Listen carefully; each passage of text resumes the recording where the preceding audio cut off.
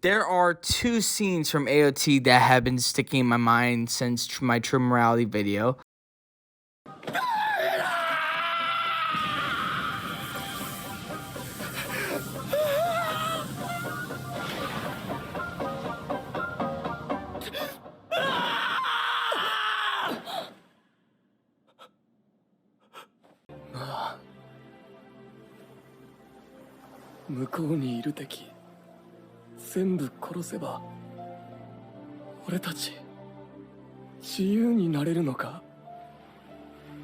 How sad that sentiment was. Not that he is a slave to his own idea of freedom, but to know that this isn't over, that his and Armin's dream of finally reaching to the ocean and thinking that both of them thinking that this is all going to be over, but it's not.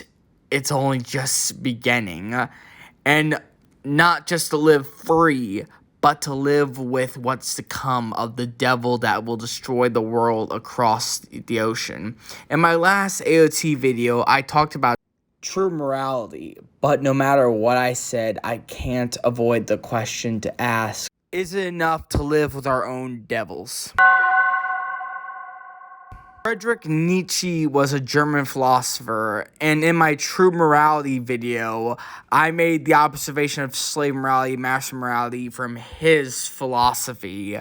But that wasn't astute, because the unholy abomination of slave and master morality led to herd morality. Or herd morality. The morality that would unself man is the morality of decline par excellence. The fact, I am declining, transposed into the imperative, all of you ought to decline. This only morality that has been taught so far, that of unselfing, reveals a will to the end. Fundamentally, it negates life. A herd morality inverts the natural values of life. The individual who is strong and independent, who attains feelings of power spontaneously through their creative endeavors and great health, is deemed by herd morality to be evil. On the other hand, all those who belong to the herd, the mediocre last men, and the weak and impotent slaves, the vengeful disguised as judges, are deemed to be good. As Nietzsche put it in Ecce Homo. Finally, this is what is most terrible of all. The concept of the good man signifies that one sides with all that is weak, sick, failure, suffering of itself.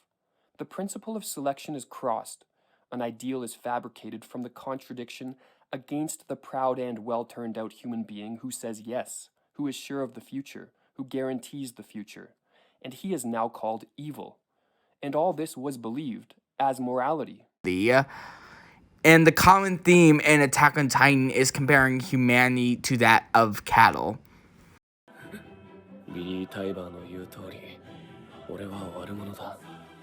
世界を滅ぼしちまうかもしれない。だが俺にも、お前たちが悪者に見えた。あの日、壁が破られ、俺の故郷は巨人に蹂躙され、目の前で母親が食われた。俺は、海の向こう側にあるものすべてが敵に見えた。そして今、海を渡って、敵と同じ屋根の下で、敵と同じ飯を食った。ライナー、お前と同じだよ。もちろんムカつくやつもいるし、いいやつもいる。海の外も、壁の中も、同じなんだ。だがお前たちは、壁の中にいる奴らは悪魔だと教えられた。まだ何も知らない子供が、そう叩き込まれた。一体何がで何をやってるふりだ。早くその男を殺せ。質素は無敵だ。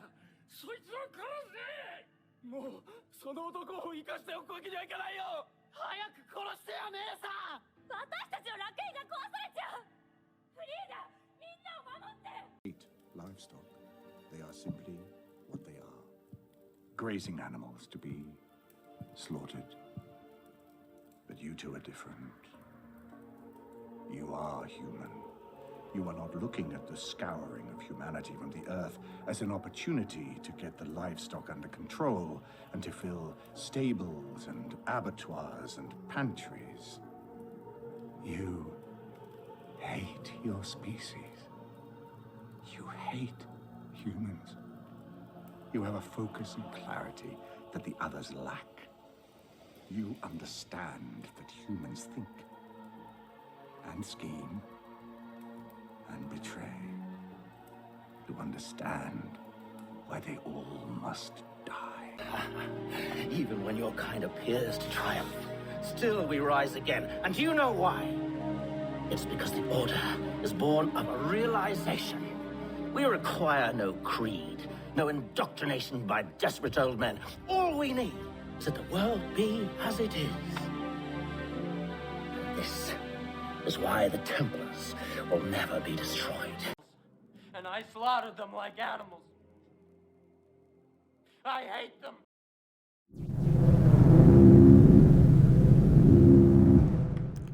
There is this line from Redrick's video talking of Mark Twain. Freedom is another slavery. American author Mark Twain wrote a short story about it called The War Prayer, which includes the missive, "Is it one prayer? No, it is two. One uttered, the other not. Keep it in mind. If you would beseech a blessing upon yourself, beware, lest without intent you invoke a curse upon a neighbor at the same time." Mikasa takes notice to this, examining a praying mantis eating a moth. Freedom oftentimes comes with a price tag marked selfishness. There's the oxymoron, a kind How could you ever hope to know the threat you face when you have never walked in the dark places of the galaxy, faced war and death on such a scale? If you had traveled far enough, rather than waiting for the echo to reach you, perhaps you would have seen it for what it was. Our history of stories are filled with us versus them stories using themes of God or devil to justify Nature's teachings, and most importantly the nature of its people, achieve definition in conflict. They find themselves or find themselves lacking. stories from fiction or historical, but Attack on Titan proves through a mirror that it can be even just one random person who did such little harm can be persecuted, and then from the power of the paths gain the founding Titan. From the horror of her form, a little thing like a girl like her can be a Titan, a tool of power and relevance. Because I have piano. It's what I was born to do. That's my spark. A spark isn't a soul's purpose. Oh, you mentors and your passions. Your purpose is your meanings of life. So basic.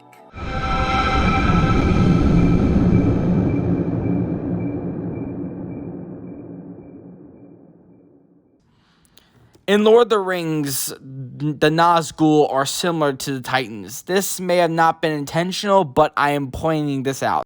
Through the Eldian King came the 9 founding Titans. From Sauron, the power of Morgoth, onto the 9 kings of men became the Nazgul, and came pure Titans, orcs, Gollum. Both Lord of the Rings and Attack on Titan explore the corruption of man from objects like jewelry or fluids, which can be compared to rulership and drugs. How the orcs first came into being. They were elves once, taken by the dark powers, tortured and mutilated, a ruined and terrible form of life. Some people claim Short, boring, insignificant lives, so they make up stories to feel like they're a part of something bigger. They want to blame all the world's problems on some single enemy they can fight, instead of a complex network of interrelated forces beyond anyone's control. in the real world, you can't convince anyone that one man or woman made this world like this. If you can, that it would have to be someone they agree on that started all the horrors of this world, but for good or ill. Such obedience. You deserve nothing, but you have earned such obedience, yes. I am not blind. I see what they see, hear their voices when they speak to you, and notice the change when they speak to others. I know many things, And I know what I am not. I am no leader. I speak with a voice that will never move others. I speak with a passion that goes unheard. They obey you because you are a leader, and perhaps something more. So, should we stop all good or bad intentions and appoint antinatalism as C. Yeager proposed? If just being born is the greatest act of creation, then what are you supposed to do after that? Isn't everything that comes next sort of a disappointment? Slowly entropying until we deflate into a pile of mush? Is but a walking shadow, a poor player that struts and frets his hour upon the stage, and then is heard no more. It is a tale told by an idiot, full of sound and fury, signifying nothing. 全てのエルディア人を安楽死させる。エレン、こんなふざけた計画、俺は到底受け入れられない。悪いが兄さん、俺はここに来るためにあんたに話を合わせていただけだ。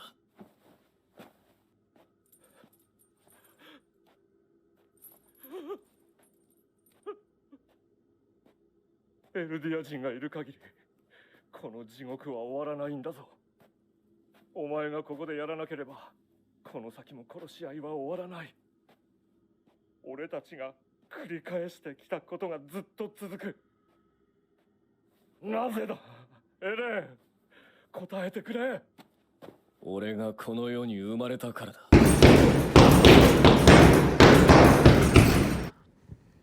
If anything, Attack on Titan teaches us that our conflict is necessary from external and internal, but not just from ideas or constructs.